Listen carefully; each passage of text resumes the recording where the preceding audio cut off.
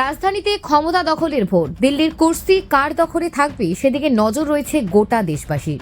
এবারের লড়াই ছিল ত্রিমুখী। অনেকেই মনে করছেন কেজরিওয়াল হ্যাট্রিক করবেন, কিন্তু বুথ ফেরত সমীক্ষা অন্য ইঙ্গিত দিচ্ছে। বলছে সব হিসেব উল্টে দিয়ে 27 বছর পর দিল্লির সিংহাসনে বসতে চলেছে মোদির বিজেপি। আর এর পেছনে বাজেটে আয়কর ছাড়ের ঘোষণা কাজ করছে বলে ধারণা করছেন কেউ কেউ। একই কারণে চিন্তার ভাঁজ আম আদমি পার্টির অরবিন্দ কেজরিওয়ালের কপালে। গেরুয়া শিবিরের দখলে যেতে পারে বলে ইঙ্গিত মিলেছে। সব হিসেব উল্টে দেওয়ার পেছনে বাজেটে আয়কর ছাড়ের ঘোষণা অরবিন্দের কপালে চিন্তার ভাঁজ বাড়িয়েছে বলে মনে করছেন সংশ্লিষ্ট রাজনৈতিক মহল। বেশিরভাগ সমীক্ষা সংস্থায় বিজেপিকে সরকার গঠনের ক্ষেত্রে এগিয়ে রেখেছে।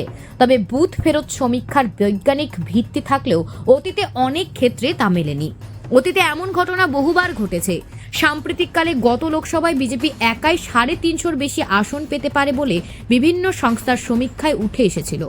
বাস্তবে তার সঙ্গে জমিন আসমান ফারাক ছিল। বিজেপি 250 পার করতে পারেনি। 70 আসন বিশিষ্ট দিল্লির কুর্সি কি তাহলে দখল করতে চলেছে বিজেপি? ধরাশায়ী হবে আপ ও কংগ্রেস? উত্তর দেবে সময়।